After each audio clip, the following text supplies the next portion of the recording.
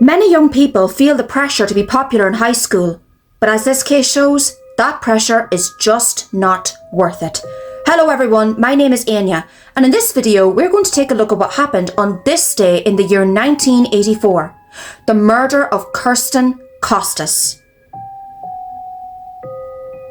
On the 23rd of June 1984, 15-year-old Kirsten Costas left her family home in Orinda, California to go out for the evening.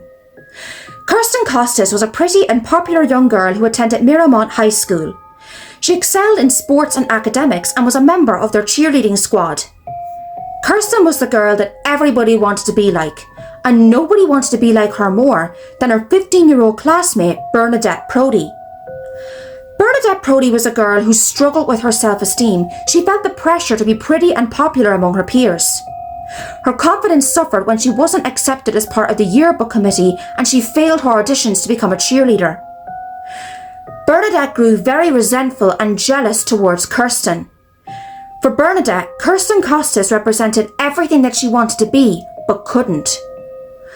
On the 23rd of June, Bernadette called Kirsten's mother, extending an invitation for Kirsten to go out to dinner with the Bobolinks, a sorority group at their high school.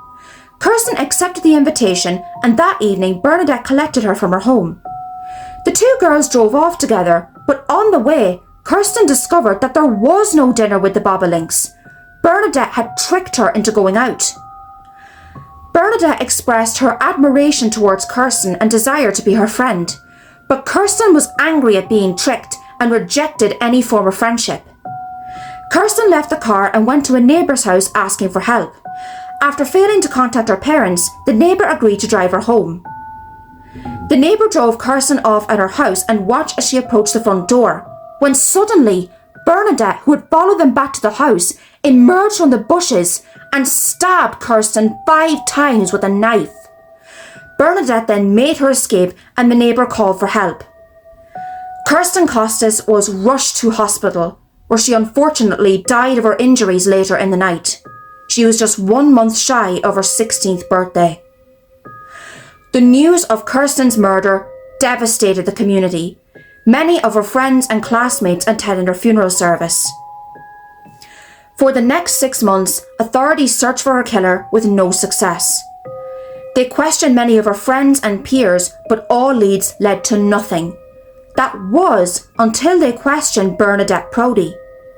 While she passed a lie detector test, her alibi for the night of Kirsten's murder went unverified. Finally, after 6 months of evading capture, the reality of what she had done finally sunk in for Bernadette. After writing a letter to her parents on the 10th of December 1984, Bernadette Prodie turned herself into the authorities and confessed to the murder of Kirsten Costas. In 1985, Bernadette Prodie was found guilty of second-degree murder.